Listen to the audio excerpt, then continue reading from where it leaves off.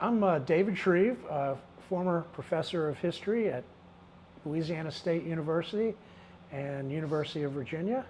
And I have the privilege today of talking to Julian Taliaferro about his life and his service in Vietnam and what came after. And we'll begin by welcoming you, Julian. Thanks for joining us. Good evening. Glad to be here.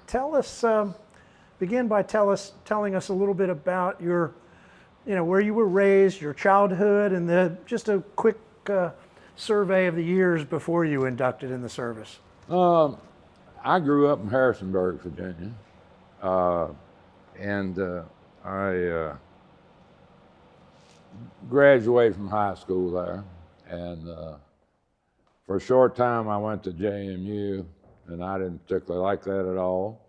And my family was in the jewelry business there for years, and in fact my grandfather had started here in Charlottesville back right after the Civil War. But anyway, I kind of got interested in the fire department. So I got hired at the fire department. I was about 19, I guess, something like that. And I was really hired on a temporary basis, and they were supposed to make me full-time, and they didn't. But anyway. And what year was that? I think that was 1960. Okay. And the same time I was floundering around, and I really didn't know what I wanted to do exactly, but at the time the Army, and this is an interesting story, the Army had a program. It was an intelligence deal, and you went in for 3 years, and you went to school up in Fort Holabird, Maryland, up in Baltimore. Mm-hmm. So I went up there and did all the tests, did all the psychological evaluations, blah, blah, blah. Everything's okay, or I thought, and so I came. They told me, well, you got to come back in 3 weeks and do a couple final things, and then you go to Fort Jackson for basic for 8 weeks. Then come back here for school for, I think it was 6 or 8 months, I forget. And anyway, I said, okay, so I go up there and I'm getting ready to go, and they call me, this doctor called me and said, sorry, we can't take you. Said, you have flat feet and we can't take you in the military. And he said, one of the good things about that is that you'll never be called up for service. He said, you'll never be inducted. Well, that didn't happen. Lo and behold. Right, but anyway, so I came to Charlottesville in '62, went to work in the fire department. And then in '66, I got drafted and spent a year at Fort Bragg, spent a year in Vietnam. Were you married at the time, or were you single? I was married at the time. And the interesting thing, if I'd have been registered in this board here, I'd have never got But you were registered in Harrisonburg. Right, and of course the large Mennonite population, a lot of conscientious objectors, see, they had a hard time making their quotas on many months. So one of those months they got me, I was almost 26. If I'd have made a few more months, I'd have been over the hump. So just by the skin of your teeth. Yeah, that's right. Right. Did you have a sense when you were inducted, how that worked with the conscientious objectors there? Oh, yeah. Among the Mennonite population? Yeah, I knew a lot of Mennonite folks. Yeah.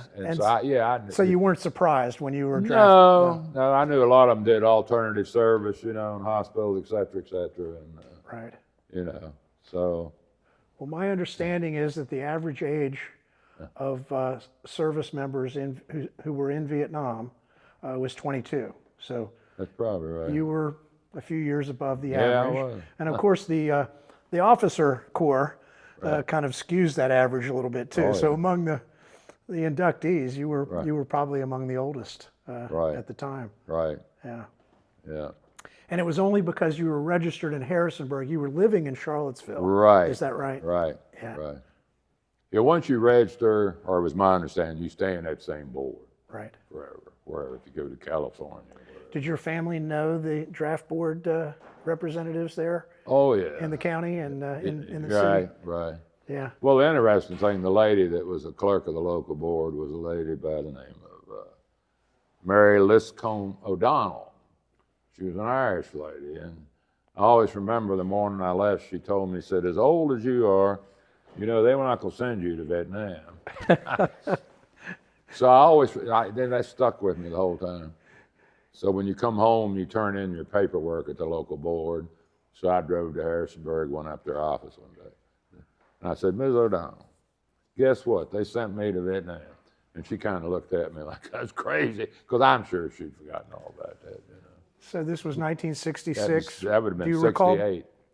Oh, when they sent back. you? Oh, I see. When I came back. When you came back and You had spoke to turn her. in your papers. You know. Right. So you were in Vietnam from 1966 through 68? No, 67 to 68. 67 to 68. Yeah, I got there on Friday, October the 13th, and 67, and I think I got back to the States about the 27th of September. In 1968. 68, yes. Wow. Yeah. That was a tumultuous period in the history of that conflict. Yeah, it was. It was a lot going on over there. Yeah. Yeah. So when you were drafted, it came right after the first big wave of combat troops, American combat troops, were sent to Vietnam. It was. In fact, I know when I got to Fort Bragg to commence basic training, they were just in the process of opening what they called the old division area, which was where the 82nd Airborne was at one time. Mm-hmm. Of course, they had moved over to another area, I guess, years before that. So these were old World War II barracks, and they were fixing them up and everything.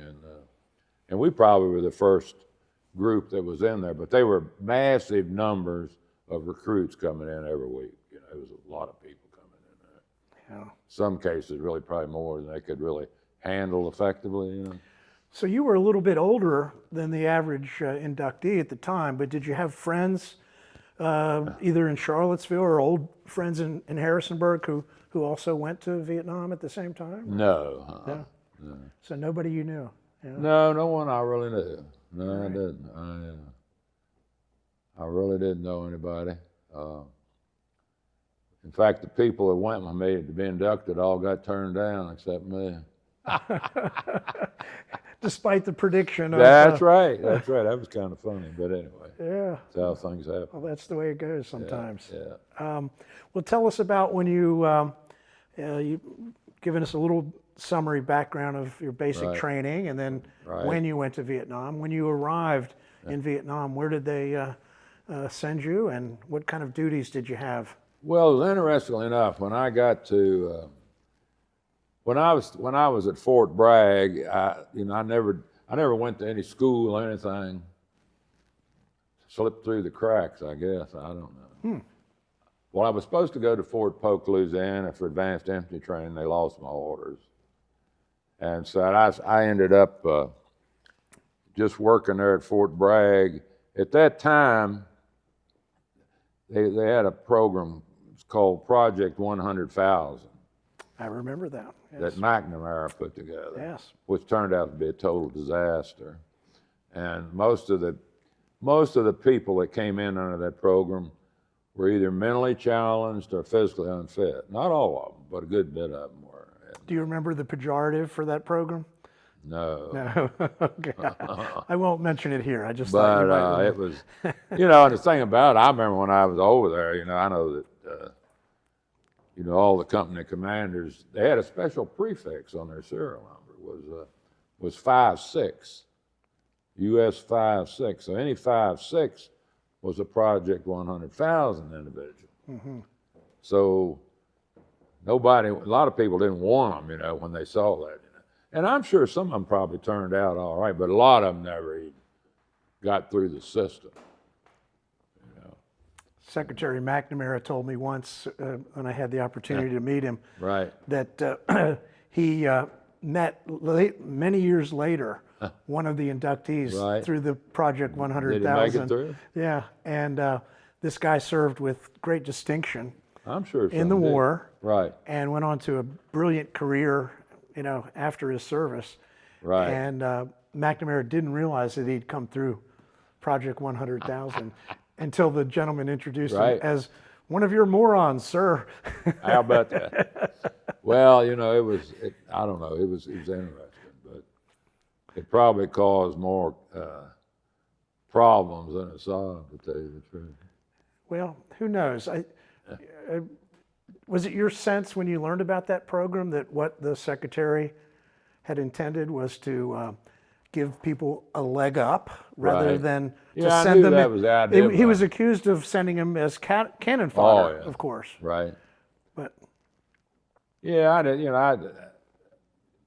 I'd heard about the program, and I knew some of the issues with a lot of people that they were trying to get through the program. right.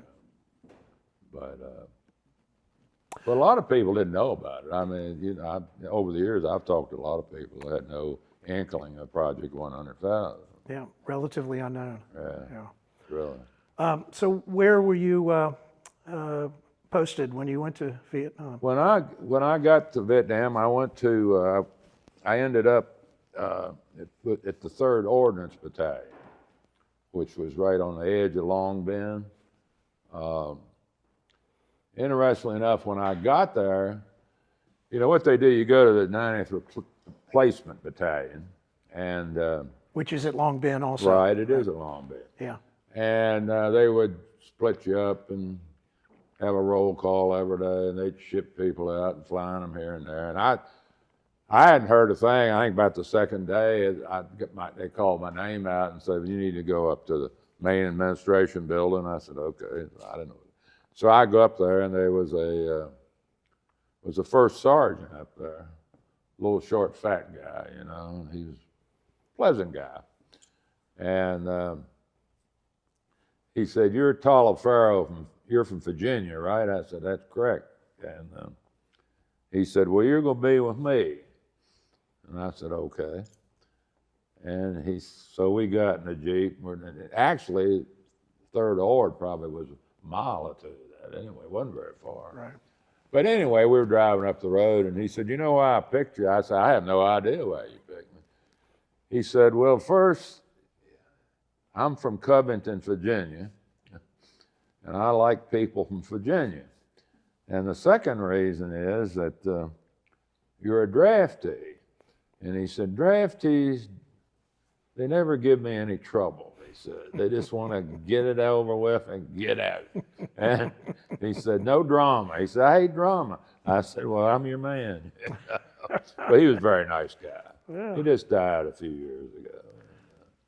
So if I recall, the Long Binh, it was essentially a military base there. The size of a, you know. Oh, they were probably, I think at the time, they were probably 50,000 troops there. Yeah, I've read that it's close to 60,000, you know, Something at like its that, peak when you were there. Yeah, Right. that was probably the height of the buildup along the fall of '67. I think that's when probably 500 and some thousand troops were in country over there in total. The actual peak came in '68, not long after that. Right, So somewhere along. you were in that big wave of buildup. There were a lot of people there, there were a lot of different groups. But anyway, I ended up, you know, they made me the company clerk, which was a good job, to tell you the truth. And we had the headquarters company in actuality was only 100 people, but we had like 800 or 900 infantry guys assigned to us that did security for the depot and ambush patrols and all sorts of different things at nighttime particularly. And so it was, it was kind of an interesting job, to tell you the truth. You know? Now they built a different perimeter after the Tet Offensive, which I think you can tell us about a little bit later. But at the time when you first arrived, there wasn't concertina wire perimeter or anything like that? Well, there was when I first got Was there? They had just done that, I think. Okay. They had the wire, they had the tires. As I recall, there were about, I want to say they must have been 14 to 16 tires on the perimeter. And I don't know how long the perimeter was. But the depot itself covered 13 square miles. Right. which at the time I think was the second largest ammunition storage facility in the world. The largest I think was in Germany. I think somebody told me. I don't know whether it's true or not. But anyway, and then probably 300 yards beyond the wire, they had bunkers, which was kind of an early warning deal. Mm-hmm. And they were manned around the clock with 2 GIs and a couple machine guns and M79 grenade launchers, etc.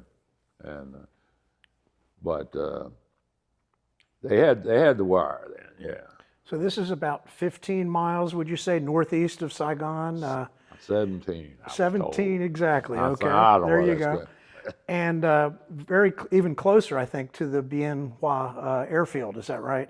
Yeah, Binh Hoa, I could see Binh Hoa airfield at night. I could see the landing lights from the little hooch I lived in there. Because I lived right across the road, basically from the depot. Okay. And then the orderly room was just a couple steps away from where I lived there. Was there still discussion when you arrived in, was it 66 or 67? 67. So maybe that's a couple years after there was a notable attack at the airfield in 65. Yeah, I think there was one there. I think there was one at the depot maybe in 60, maybe February of 67. I think I heard him talking about that. I can't remember exactly. There were several, but the first one of note was in 65, and that may have hastened the building of that perimeter you described. Right. We had a small detachment over at Bien Hoa, probably, I don't know, 100 people maybe they set up I guess you'd call it a forward supply area over there for ammunition stuff over there, etc. And in fact, they got caught over there doing tests because Bien Hoa got surrounded actually that morning, and they were probably outnumbered. I think about 20 to 1 that morning. But they moved on around and see they were supposed to attack Long Binh Post, which they did. Not too successfully in the end, but start off with it wasn't very good.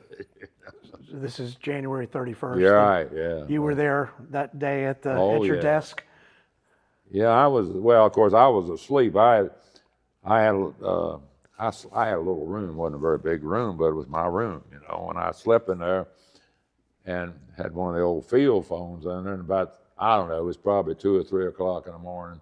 Started buzzing, and so I answered it.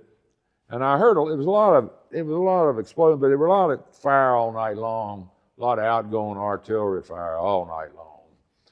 And I didn't really, the guy screaming on the phone, so they're coming through the fences, we're getting overrun, and we need all kinds of help, And I was kind of funny.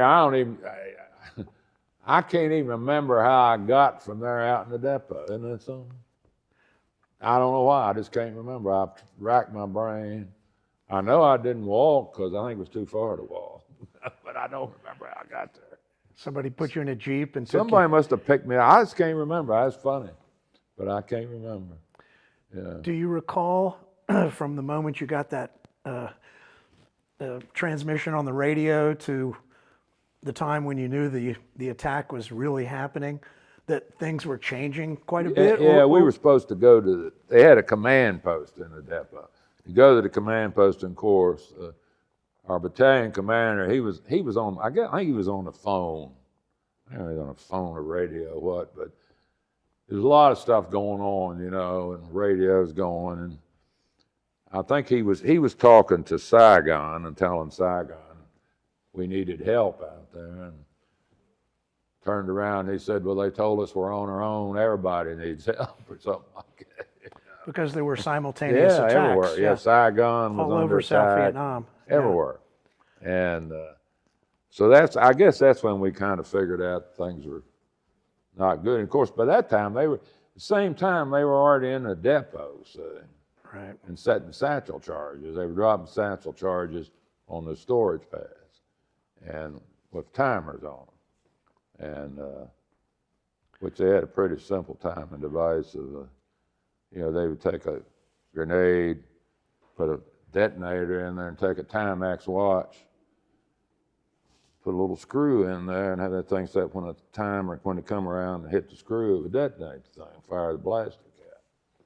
And they were setting quite a few. Of course, as I recall, when we got out there, of course, they told us, we want y'all to cover these pads and check for these devices, see. Then we had a whole lot of people there from our EOD unit too. And, but there was no way we could have ever checked that place. It was so bad. Had any panic set in at that point, or were you doing this systematically? I don't know about panic. I know I was scared as hell. I know that much. Yeah. Because then, see, we started moving through there, the depot. You started taking fire, and we really didn't know where it was coming from, you know. And then at one point, it was an RPG-2 fired, and when it hit, and that's when I got shrapnel. I got some shrapnel. I was lucky. Wasn't really a serious wound, thank God. And that was when, you know, I could see the enemy. You know, we could see them everywhere. You know, up on the berms. Mm-hmm. The ammunition was stored on these pads, and they built these berms up around them. And the idea behind the berm was, if you had an explosion, it would go up over the funnel of the contain it, yes. Right, help contain it, and basically to keep it from going to another storage pad. Right. And at the time, I don't remember anybody being with me right that moment, but I know we were taking fire, and so I got down beside this pad, and when I was beside the pad blew.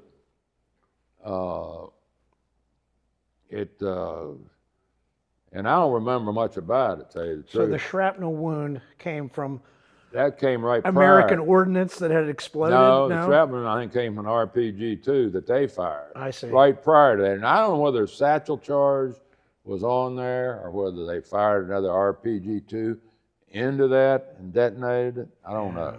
You know, there's a lot of confusion. So you said you could see the enemy soldiers. Yeah, a couple pads, you could see them running across the berm. Yeah.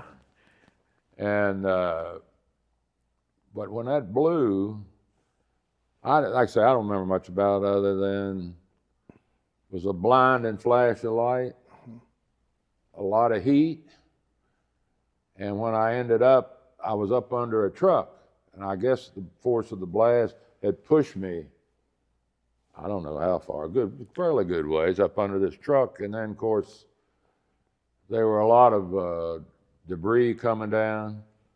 First, it was a lot of like sand, and then the big pieces of the shrapnel started coming down, which were like a lot of it looked like big twisted pieces of lawnmower blade. Wow. So if they hit you, you know, they were gone. Yeah. You know?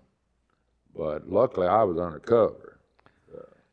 So, having been blown under the truck, right? It in some ways well, it did. That's protected right. you. It Yeah. sure did. Wow. Sure did. Amazing. Yeah, and I don't, like I say, a lot of it I can't remember. I don't think I had a concussion or anything. It didn't do anything to my eardrums. No. Of course, I think I was probably so afraid. My mouth was probably wide open. I don't know, but I didn't damage my eardrums anyway. But in the rush of the moment, a lot of things seem blurry in retrospect. Oh yeah. Yeah. So one of the conventional stories about the Tet Offensive that historians tell us today is that while it was a shock and surprised everyone in terms of how many of the enemy forces attacked in different places, in general, the American forces repelled them quite readily in most places. Once the sun came up, yeah. Was it your sense that that was in hand, or did you not know anything about the outcome until, hours or maybe even days afterward? Probably that afternoon. That afternoon? Yeah, I had no idea. Yeah. It was like, you know, I've read a lot about some of these after-action reports and things in that area, and Right. you know, I didn't really know what all was going on, and you know, really probably how close to we were going to get penetrated with a lot of troops. And, Right.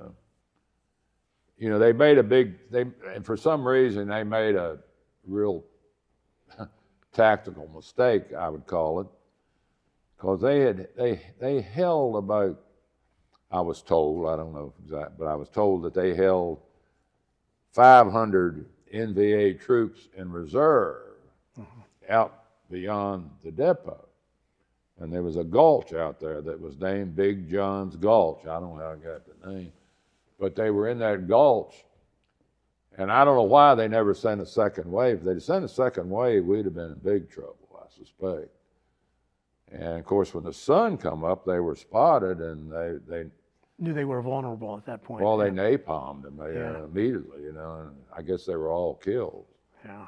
You know, but I don't know why and I know there's some, of course, some people told me they were doing some interrogations interrogating some of the enemy, that they'd been told that Long Binh Post was going to be a real pushover, because the only people there to protect it were clerks and cooks, and said once you get in there, you can go in all the PXs and you'll have all these great things.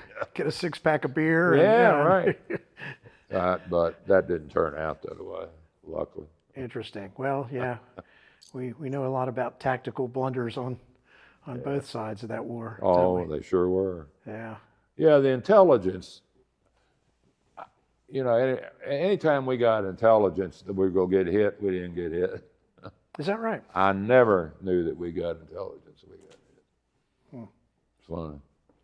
So we never had a lot Did of you ever faith get in a sense, speaking of intelligence, that here you were fairly close to headquarters? Right. And in fact, the Army command was sort of there, even Right. though they had the MACV Right. folks back in the city. Right. And it's often been told by soldiers, Marines, Right. sailors who served that when they ended up serving, if they did, further afield, say on the Cambodian border or something like that, Right. that the intelligence they often sent back to Saigon was very diluted or different by the time it even reached the headquarters there. Did you ever get that sense that, I nobody never- really knew what was going on further afield? Or I never did. I don't think I know. Like, you know, the company or battalion commander would say, well, you know, we've got such and such, these troops are out here and out here, and they figure they're going to hit us, you know, and nobody ever hit us when they said they were. And then when everything was quiet, that's when we usually would get hit. To tell you the truth. right, But we had a lot of, you know, they did a lot of hit and run on the depot, just trying to score, hitting some ammunition stores Right. pad. slow you down. And the basic weapon he used was the 122 millimeter rocket, which was had a range, I think, of about 7 miles. And they easily just set them up on a pile of dirt, fired them off, or take a couple bamboo stakes and put them laying in there and fire them off. I don't think they had a device to fire them, but I don't think they used them. Probably very heavy. I don't know. Just propped it right on the bamboo. Yeah, and just took hoping for a good hit. Right. And sometimes they got hits. And the bad thing about it, a lot of times they would overshoot the depot and it'd land and, you know, might hit a hooch where guys were sleeping or something and Right. wipe them out, you know. That was the worst part about it. And for the duration of your tour in Vietnam, you were at Long Binh. Yeah, I spent my whole time. After you took the shrapnel and were injured, were you hospitalized No, briefly? there were so many people injured that morning. They had a couple of mess halls set up there, you know, and you run you through there and give you a tetanus shot. They had to bandage you up a little bit and keep an eye on it and come back in a week, you know. So you didn't have any hitch in your service at all. You just No, I kept didn't. rolling right along. Right. Yeah. Right. Yeah. Yeah. Well, I did go on R&R, but that was really the only break that I took when I was over there. Was that expected, or was it because of your injury? Or No, I decided I was going to go in July, and that's when I went. And Okay. I didn't want to go too soon because I knew when I went I wasn't going to come back. That's right. Yeah. But I only had I think probably 3 months when I got back. Well, yeah, not quite 3 months before I knew I was coming home. And one of the things, of course, probably one of the, I don't know why I did it, but I guess it was in June of '68, they had a deal that if you were going back into public safety, when you got out, you could get a 90-day early out. So, you know, I was planning on returning to the fire department because I already spent 5 years there. So, and so I filled out everything, and it got approved. So I would be able to go home. I guess it was, I was going to be able to go home about, well, I think it was in July, to tell you the truth. And then we had a big party out there one night in June, you know, and everybody was drinking, having a great time, and, you know, they're telling you how great you are, and you ought to stay around, shouldn't go home. And, you know, we really like to tear those papers up, and why don't you stay another 3 months? You know, we really would like for you to stay. So dummy, I went ahead and said, yeah, that's all right. I'd had a few drinks, so, you know. So anyway, I ended up staying the other 3 months. I could have got out of there, I guess. Well, chalk it up to camaraderie. Well, I guess it was. Is that it? Yeah, everybody's patting you on the back, you know. Yeah. Well, the time you served is also the time at which a lot of service members who were there testified to, you know, kind of a different emotion, not so much camaraderie, but Right. Dismay and, you know, You know, and I don't know if you felt that at all when you were there. I never really, you know, of course, people complain. They complain about the military Of course. all the time, you know. And, but, you know, I don't know, maybe I wasn't paying attention, but I never heard a lot of people really say anything about stuff going on back home that much. Mm-hmm. And probably the biggest event that occurred when I was there was when Martin Luther King was killed. Right. In April. I think it was April 8th, maybe. April 4th. 4th? Yeah, okay. And that was kind of a bad time over there. We had a lot of African American troops over there, you know, and there was a lot of unrest. And I know in our particular battalion, we had a lot of issues for a couple of days. Well, that reminds me. So prior to the King assassination in April, Right. there was a fairly well-known, prominently talked about uprising at the stockade, the jail there at Long Binh. Were Yeah, you that was in, March, I think, of 68? well, there was one in August August as well? of '68. That's when they burned it down. Right. And evidently the gentleman was the commandant or warden over there, got severely beat. And pretty sure that was in August. But I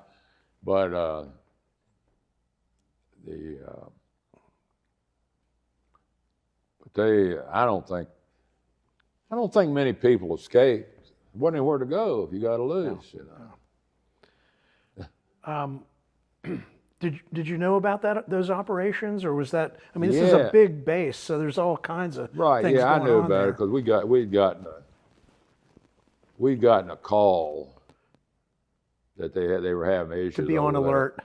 To be on alert, you know, et cetera, et cetera. Right.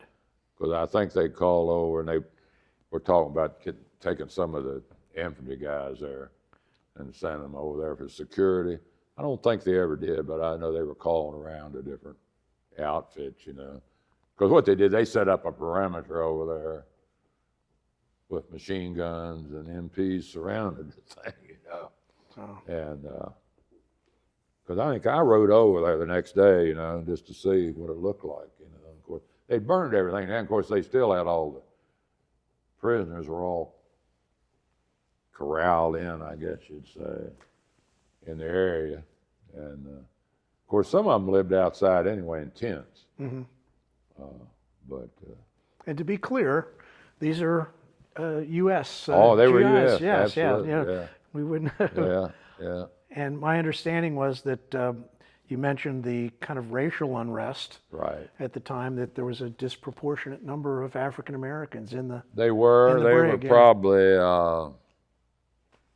I'm guessing probably 80% or more were African American. That's higher than I've seen. I've heard 50%. I don't know. I'm just guessing. But it felt like 80%. Well, there was a lot of brown people there. Yeah. You know, and but they. And we had it. Well, about that time we had when all that was going on, we had an instance in our outfit at that time. In fact, probably just a week prior to that, my company commander had gotten killed, which had nothing to do with what I'm going to tell you. But we had gotten a new company commander in. It was a gentleman, he was a black guy from Multi Point, Mississippi. The name of Nelbert Carter was his name. He was a good guy. He was all right. But we had, they sent two people from the stockade back to our company that had been put in the stockade. I don't know what they'd done. I have no idea. But when they brought them back, we were in the orderly room. Me and him were sitting in there. And these guys come in there, and they just all of a sudden went totally nuts in there. And one of them grabbed a guide on, you know, with the flag, and tried to hit us with it, you know. And we had one big fight in there, and we all got cut up and everything. For it was all somebody called the MPs in the meantime. So they come and they get these guys, and it's right at lunchtime, and they handcuffed them. So they drug them out the front door, down a couple steps out into the street. And of course, all you know, a lot of African American guys, they really got upset when they saw that. So. And the way they were being handled. Yeah, you know, they picked them up, and pitched them in the back of the Jeep like a sack of flour, you know. And so then I guess for 2 or 3 or 4 days, we had there were a lot of threats to burn stuff, you know, and all this, and which never happened. But and as I recall, the company commander, and he called, I don't know, hundreds of them down to the chapel. We had a chapel there, and told them, you know, they had to remember they weren't on the street; they were in the United States Army. And he said, "I'm gonna be up every night," and he said, "If I see anybody trying to burn anything," he said, "I'm gonna take you out." He said, "I will shoot you." So that kind of, I think people started to think a little bit. Was there a sense of that kind of vigilante justice, though? I don't know. He sat out all night. He sat out all night. Yeah. He had a couple weapons, and he sat out there and sipped on a drink and smoked a cigar and never went to bed, I don't think. You mentioned your commanding officer was killed. Was it an accident, or was he? Rocket. Yeah. Yeah, it was on the 31st of March, 1968, and which was, the next day would have been payday. And we had 2 or 3 officers from the 1st Infantry Division stopped to spend the night carrying payroll. And that night, the sergeant major wanted to have a cookout. So we had a big cookout, and we always had plenty of availability of alcohol over there. It was cheap. Our outfit, was it alcohol, or was it just beer, or was it everything? Oh, you could get whatever you wanted. Bottle of whiskey, you name it. Oh, yeah, it's cheap. Yeah. Crown Royal, $1.80 a quart, as I recall, And it was kind of, I guess in actuality you weren't supposed to have it, but they never said anything about it, as long as there weren't any problems. Right. And anyway, we had this get together that night and everything, blah, blah. And then at probably about 3 o'clock in the morning, these rockets came in and all these guys were sleeping. There were about 3 or 4 hoochers right in front of the hooch where I was sleeping. And I heard the first 2 rockets when they went in the ground, penetrated the ground. It's kind of shook a little bit. A rumble. And the third one was a tremendous explosion. And what it did, it went right into one of these hooches, right through the front door. And they had like a 5-second delay fuse you could set them. And it killed everybody in there. Including the commanding officer. Yeah. And we had a guy, interesting enough, who was a real alcoholic, who was sitting out in the field drinking at 3 o'clock in the morning. And he saw those things come in. He saw it hit when it hit the... And he was untouched, of course. Oh, it went over him. Yeah. Wow. And but it was he got killed. Our EOD commander George Fisher, who was from Chicago, he got killed, and there was another one of our other ordnance companies. Blaylock was his name, Blaylock. And in that same hooch. Yeah, they're all buried up in Arlington. Yeah. And Boardman had been a sergeant major and got a direct commission to captain. And in fact, he was from Pasadena, Maryland, is where he was from, was his home. But I don't know, he probably was in his late 40s then, I'm not sure. But he was a nice guy. So let's see, this is 1968, and so Yeah. how old are you at the time? You're 29, 28 years No, old? then let's see, I was 27. 27, yeah. Right. Okay. Yeah. Wow. Yeah, I was older than a lot of people. And you had a family back in Virginia. Yeah, I was married at the time. Do you recall communication, letters, the kind of things you heard from back home? Tell us how that went.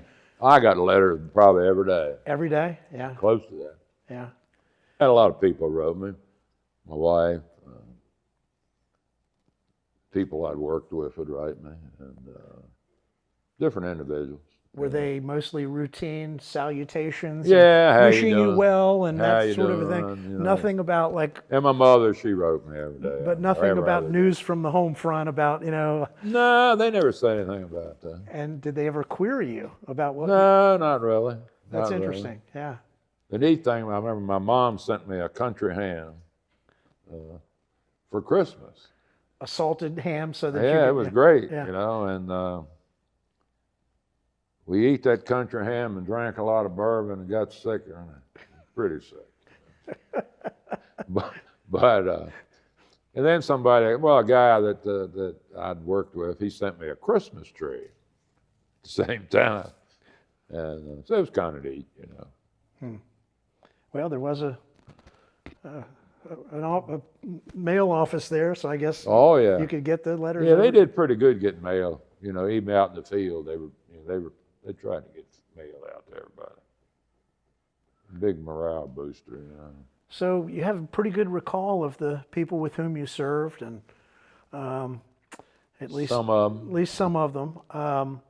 Were any reassigned so that they went on different duties that you heard about, or most of the folks that you served with stayed there at Long Binh? Most of them stayed there. The only one that we had a fellow, he was a lieutenant, Como guy, and Norman Tigg was his name, nice guy. And he used to tell me all the time, I really want to go somewhere where there's more action.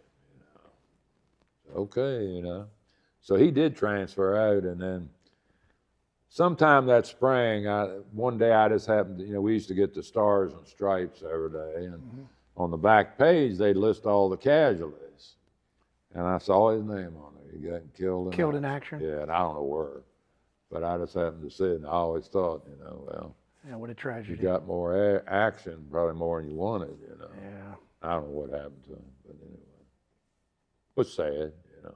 yeah. But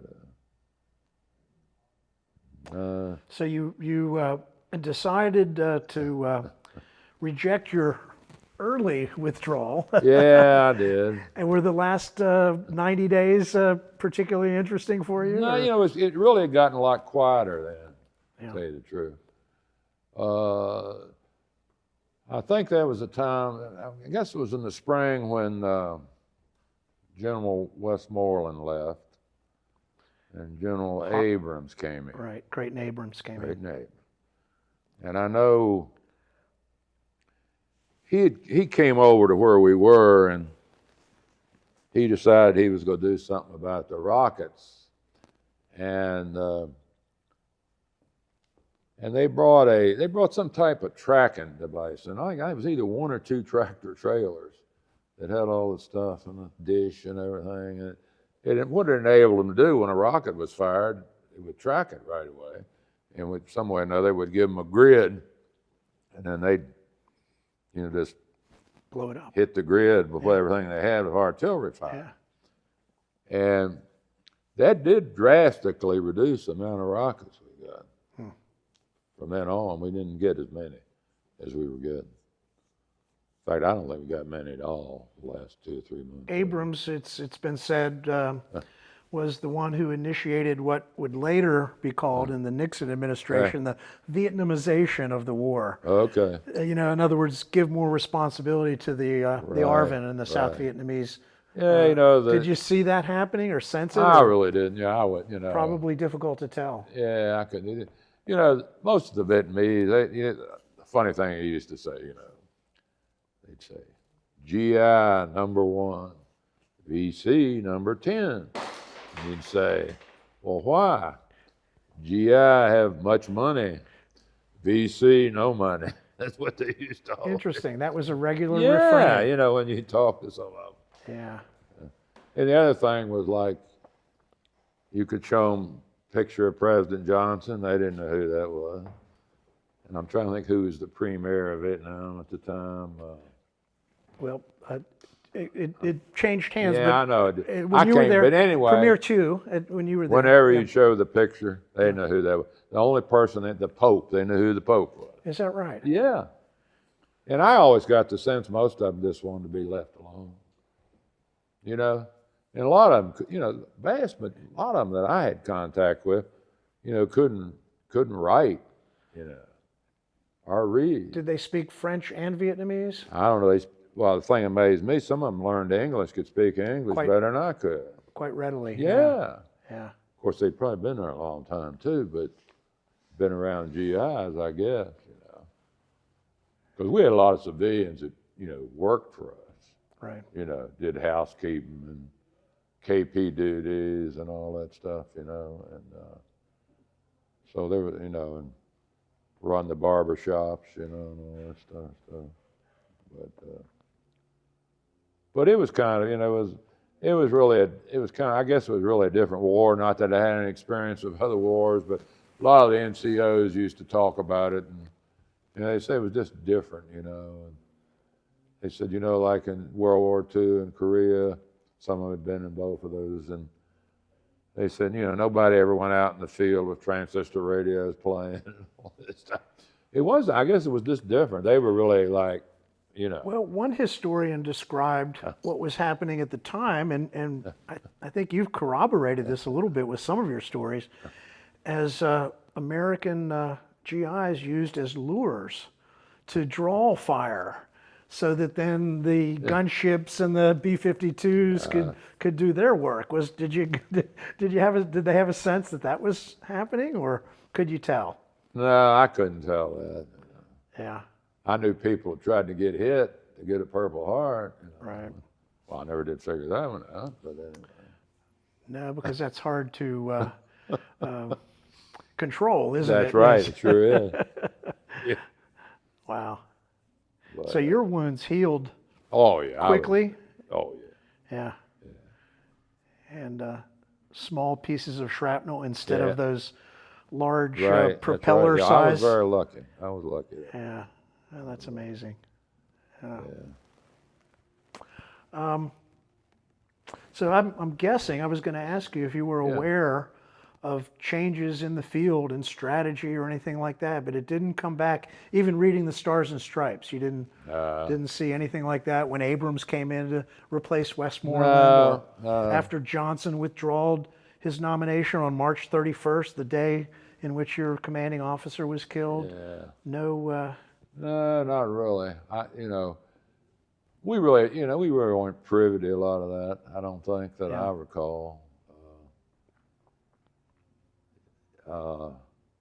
I suspect maybe, units that were operating maybe that had forward supply areas probably had more feeling for that, as things were changing, I'm guessing, than we did.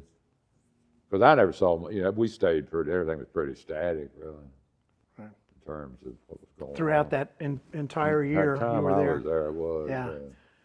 Yeah. Well, that's a remarkable story in itself, because that was, Yeah. as I said at the outset, one of the most tumultuous It years was. in the It war. was, and I think that the Tet Offensive, I think, was the most deadliest day of the war for U.S. casualties. I'm pretty sure. I think there were more GIs killed on that day than any other On day. January I 31st. think they were, Yeah. as I recall. I think it was. Well, multi-pronged attack, so that would. Yeah, it was all over the. I don't think there was any place in the country that wasn't hit. To tell you the truth. Yeah. And it was amazing they were able to pull that off. When you think about it. Well, I think that many would argue that the impact of the Tet Offensive was not that it turned the tide in terms of how the military confrontation was going, Right. but how it convinced people back home Oh yeah, I think that was the we turning. were more vulnerable Right. than we thought. Right. Yeah, that. Yeah, and actually, the Tet Offensive was really a big victory for the American forces. Militarily. Right. Right. But as public relations wise, it certainly wasn't, back home. And as many have said, we were there to win the hearts and minds, right? Right. So, That's what they said. maybe that was the loss at Tet. Yeah. Who knows? I don't know. It was, I don't know. It was just a, it was kind of, I don't know. It was a crazy time, really was. I thought. Well, fast forward a little bit to when you do leave Vietnam and you come back to Virginia. Right. What was your welcome home like at that point? I came back. I got discharged at Oakland Army Terminal and flew back to D.C. and my wife and mother picked me up. And I came back and I took a couple of weeks off before I went back to work in the fire department. But I don't know. I had a lot of people that it was like, you were really stupid to go, And I didn't have much choice. I was drafted. I'd either go to Canada or go to jail, and Right. the latter didn't seem like too good of choices for me. But and I was just surprised at some people, things they said like when I come back. Yeah. But it wasn't like I never had anybody who was really hostile toward me. No. I never had anybody spit on me, all those things that happened to some people. To some people, right? Yeah. So the Charlottesville community in general didn't react the way in which some communities did around the country. I don't think so, really. I never felt any of that. Yeah. Really. And, but more of a sense, as you said, of dismay. Like how could you have put yourself in yeah, harm's way? Yeah, that's a good way to describe it, I would think. Absolutely. That's probably true for every inductee in the history of probably, the United States military, isn't it? Yeah. The funny thing that happened was, I always remember when I was at Fort Bragg, one of the things they would do the first 2 or 3 days you were there, they used to bring all the inductees over to this building, and they try to get you to enlist for another year. And they'd make a big speech, and they'd say, we've got a real shooting war going on over in Vietnam. I remember that, saying that. A real shooting war. Real shooting war, and a lot of people are getting killed over there. And we can get you in a school, and if we get you in a school, you aren't going to end up in the infantry, which a lot of cases didn't make any difference anyway. Right. But anyway, and I already decided I'm not signing. I want to do two and get out. But I walked out. They let us go outside. I was out there smoking a cigarette, and there was this black gentleman sitting there. Was a staff sergeant out there smoking too. And he said, "You're from Charlottesville, right?" I said, "Yes, I am." And he said, "I am too."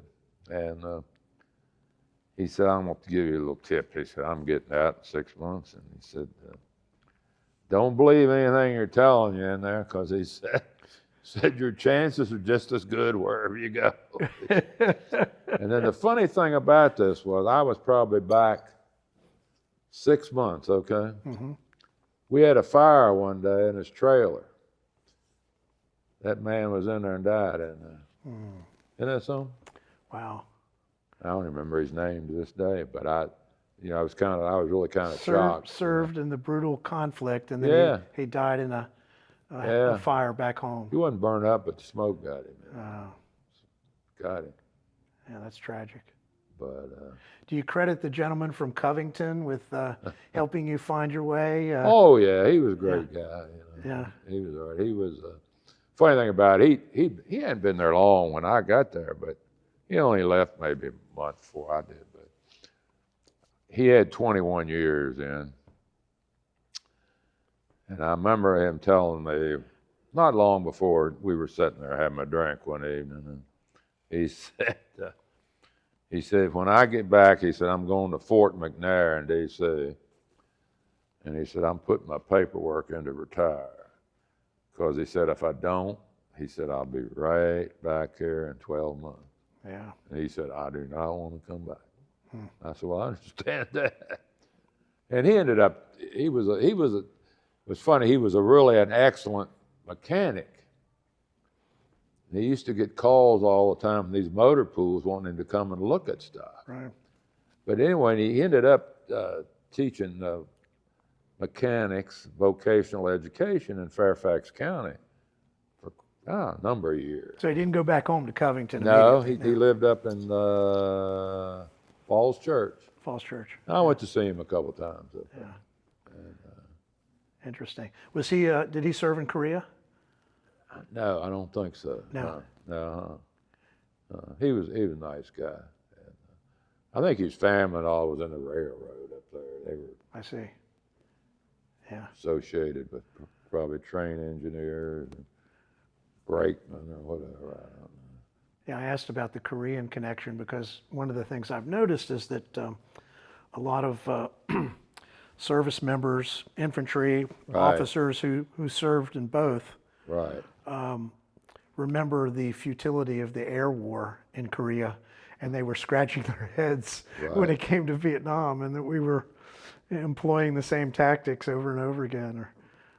Well, of course, if we hadn't had air superiority, because they had none, really, it would have been a different picture, I think. I'm guessing. But, and a lot of, they were very good about evacuating people when they got injured, most people were at a trauma center within 30 minutes of being wounded. And there was a hospital there at Long Binh. I think it was 91st Evac, I think was there. I think it was the 91st. So you probably saw a lot of folks coming and going there. Yeah, you could tell when something was going on because there'd be a lot of choppers coming in. It wasn't far from us, as I recall. Right. And I think the grave registration was right up, not far from there. Because I can remember riding by there sometimes, and they'd have the stretchers out there washing them down. So there were clerks all over the place. You were one of those. Oh yeah. What was your specific duty as a clerk? Were you with the Ordinance detail, or were you? No, I was just in the general orderly room. Took care of morning reports. Took care of you know, I set up all the schedules I did a lot of scheduling for patrols at night and different stuff like that. Once they found out I could do that. So it sounds like general operations in Yeah, some ways. basically, yeah. At the Yeah, and but it was, you know, it was a good job, and nobody bothered you, you know, which So- is nice. clarify this for me, if you will. Sure. I've read from memoirs that Long Binh was often referred to as either Long Binh Junction, Right. or they referred to the jail there, the stockade, Long as Binh. Long Binh Jail. That's right. Both of which, of course, would carry the initials LBJ. Right. That's right. So, is there some truth to both of Yeah, those I stories? think, I heard that over there. People would refer to it like. Long Binh Junction. Right. That was yeah. common to hear that. Yeah, I heard that over there. Yeah. Yeah, it was,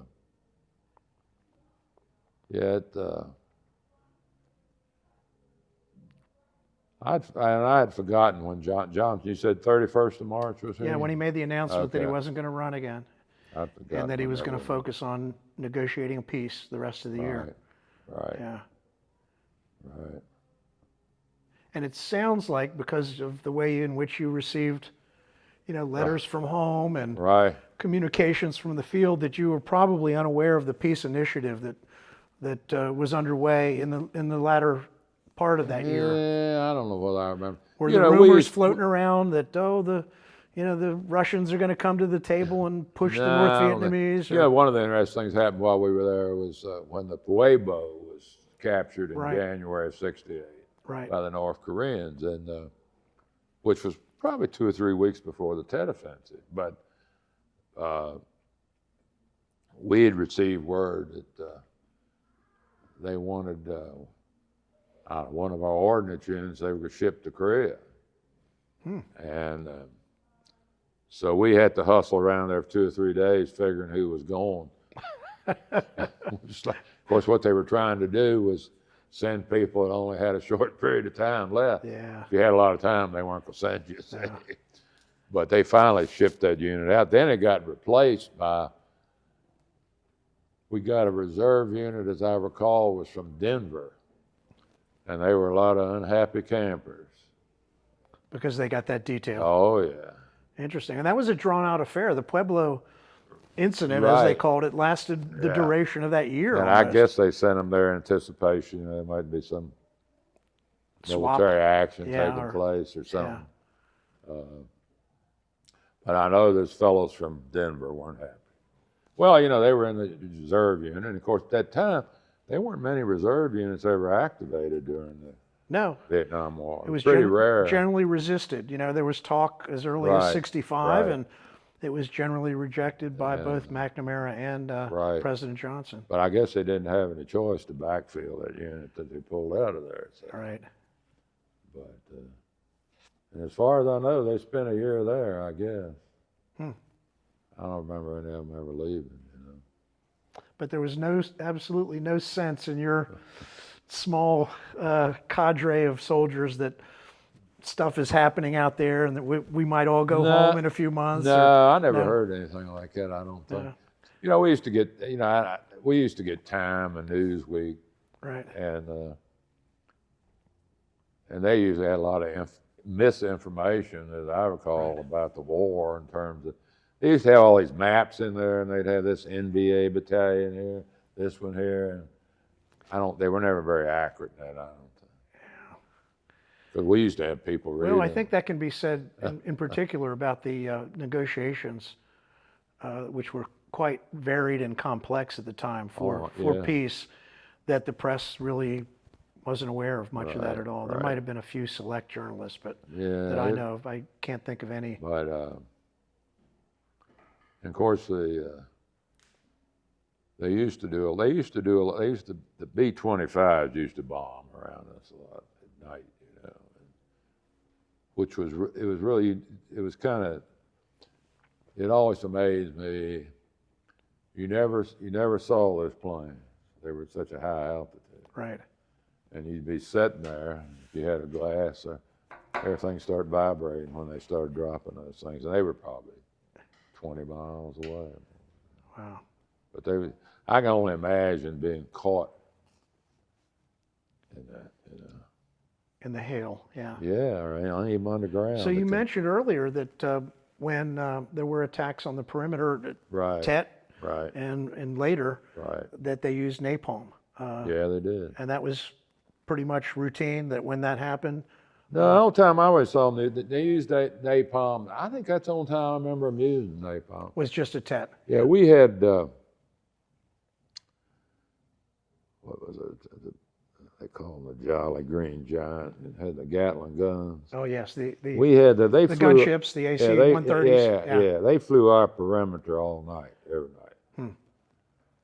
And when they had to, they'd have to set down for fuel. When they did that, they'd put up a couple choppers Right. to fly.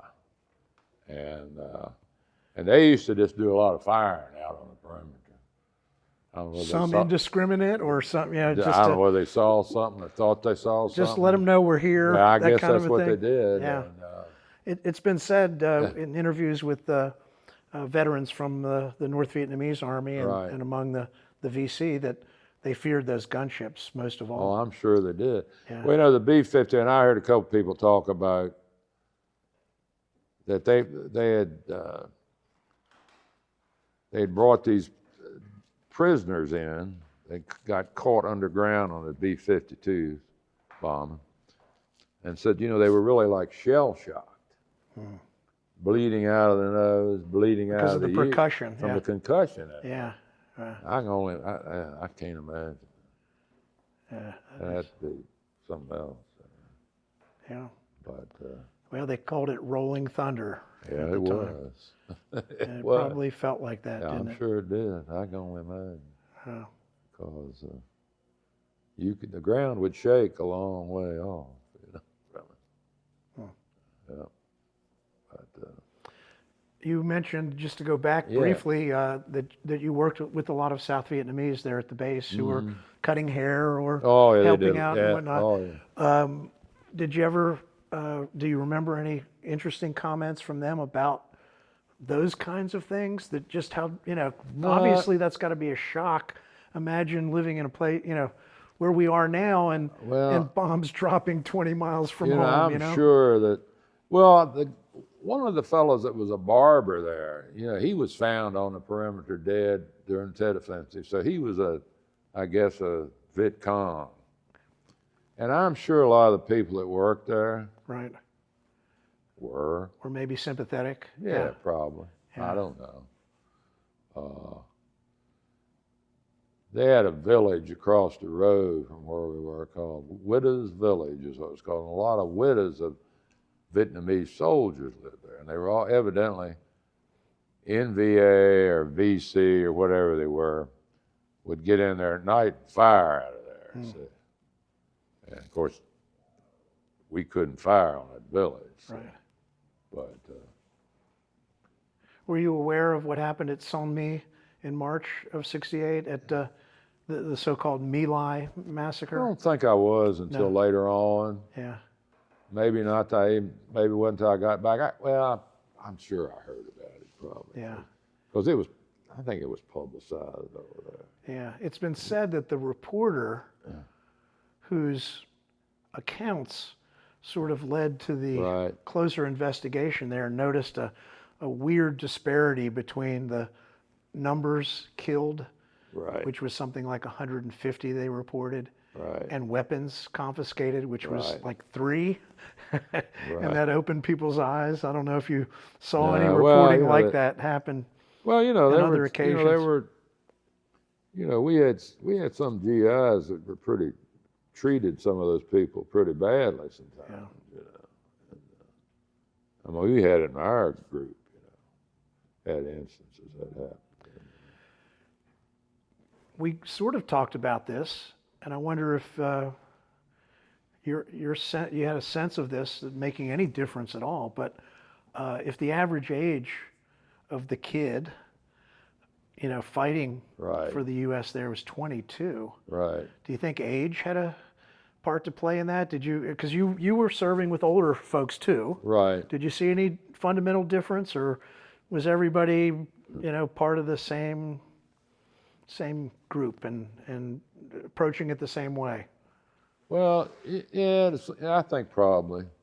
But we had, and then we had some, I don't know, we had some NCOs that were pretty, I don't know how I describe them. They probably weren't the best in some respects, We had some very good. And when you say maybe not the best, was it because of their personalities or just lack of leadership, or a combination of both? Or probably a combination of both. Yeah. And we had some that would, I always recall this one. He really, I don't know, he freaked out, and we're all gonna die. And not cool under fire. No, he wasn't, and it's crazy, Huh. Really. And they finally got him out of there because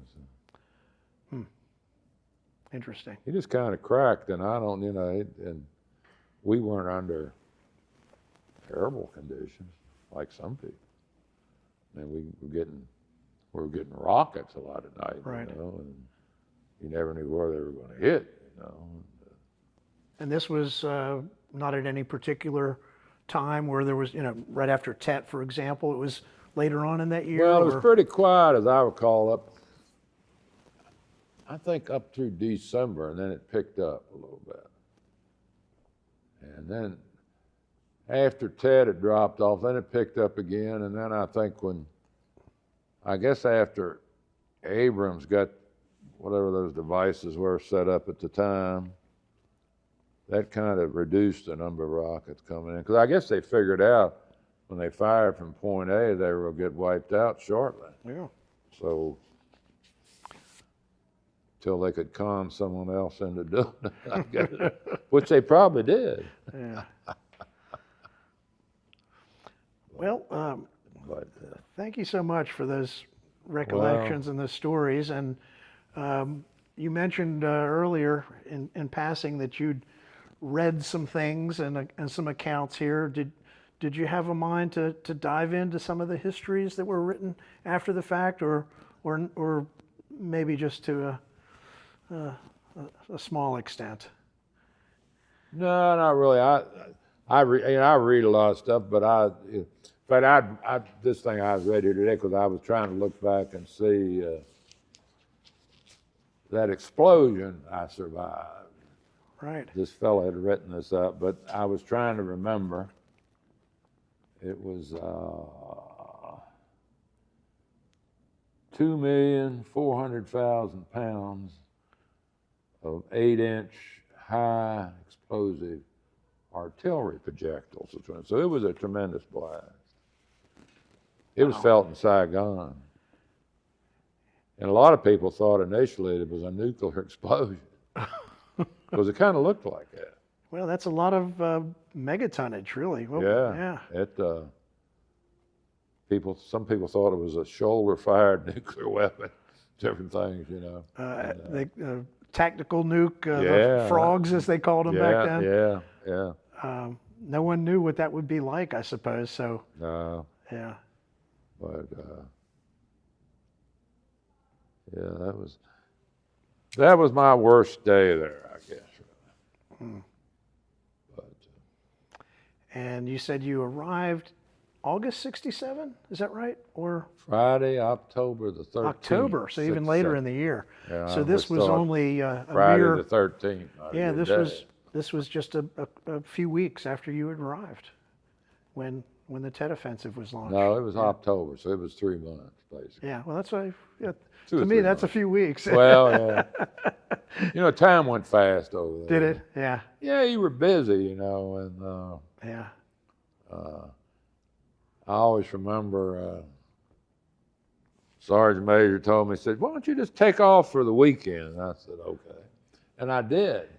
Well, there wasn't a damn thing to do unless you wanted to go to Saigon. I didn't particularly want to go to Saigon. Yeah. So I sat around all weekend. You start feeling sorry for yourself. After that, I said, I don't want any more time off. Because when the time, I'll have to say the time went fast for me. Yeah. Because I was busy doing stuff. Well, it's interesting. Now you come back to Charlottesville and you jump right back into your service I did. with the fire department. Right. And do you think that made it easier for you to come back and just kind of continue with your life and after this? Well, probably because I kind of knew what I wanted to do at that Yeah. point, and I'd been doing it, and one of the I wouldn't say common, but not uncommon features of a lot of memoirs of those who served in Vietnam is that they felt lost. They didn't have the same sense of dedication to the cause or Right. camaraderie or Right. something to do. Yeah, I kind of knew what I was going to do, what I wanted to do when I got back. And you said you took off 2 weeks. Yeah, I think I took off 2 weeks. Did your wife want you to take more time off? No, I don't remember. She was happy letting you Yeah, I think so. go right back to work. Yeah. Yeah, I went on back. Yeah. Of course, I was working shift work then, so I was off every other day anyway. And remind us, I think you served as fire chief here for 32 years, is that 34 right? years. 34 years, yes. And yeah, I got back, and let's see, I got back in '68, and then I got appointed as deputy chief in '70, and then in '71 I got appointed chief of department, and I was young. And you served in that capacity until you joined the retired. city council. Yeah, I was on Right. there for one term. One term. Yeah, I remember that vividly. Yeah. yeah. It was quieter then. Was it quieter? I think so. I think it's better now. Okay. Yeah. But, yeah, it was interesting, and I enjoyed it. And but I enjoyed the fire department. It was an interesting job. Usually something different every day. Well, back to your service in Vietnam before we close out the interview. Sure. Is there anything that you wanted to tell folks who will be listening or watching this interview that we hadn't talked about yet? I can't really think of anything. As I've said, I'm glad that I served. I'm proud I served, to tell you the truth. And I probably would have preferred not to go, to be honest, because I wasn't happy when I got drafted. And I wasn't. And of course, you had the pledge of the woman there in Harrisonburg who told you Yeah. weren't going to go to Yeah. Vietnam, right? And not to worry. Because I remember when I was at Fort Bragg, I'd wake up at 3 o'clock in the morning and I'd say, I wonder how you can get out of this day. I said, I did. I said, God. So you mentioned it. Maybe we can close by Yeah. if you could recount the conversation you had with the woman there at the draft office who, when you came back, you said you spoke to her and told her that you ended up going to Vietnam. Yeah, I walked up there that day and I just, you get certain papers you get when you come back. And I just was there at her desk and I said, Ms. O'Donnell, I said, guess what? They sent me to Vietnam. And she looked at me like, what are you talking about? She really did. Give me that 1,000-yard stare. So I didn't say anything else to her. That was it. Just, yeah. Honestly, See you later. I'm headed home. Yeah, I just wanted to say that. I don't know why. Well, I just wanted to, and I'm sure she'd forgotten. We all need to be reminded that our prophecies don't come true from time to time. Kind of interesting. Yeah. And I reached the interest. I met a gentleman I met him. I've known him for a long time that lives here in Charlottesville. That was his aunt, and I never knew that all these years. I'll be darned. Yeah. Same last name, O'Donnell? Or? No, his last name's Meade, but her last name was O'Donnell. What was Mr. Meade's name? First name? Andy Meade. Andy. Okay. I think he used to work at the university. Joe Meade the late Joe Meade was a friend of mine who owned the rug store here on the downtown mall. I don't know if there was any relation. No, I don't. No. Well, I'm not sure, but yeah. But no, there's a lot of people say, they were glad they did it. They wouldn't want to do it again, I probably wouldn't want to do it again either. Well, maybe that's a good note on which to wrap up the conversation Okay. today. But Okay. Well, I've enjoyed it. thank you again for Yeah. joining us and for telling us about your service in Vietnam and in the community as well. You know, Okay. I know a lot Well, of people. thank you for the opportunity. Yes. And again, thanks. Okay.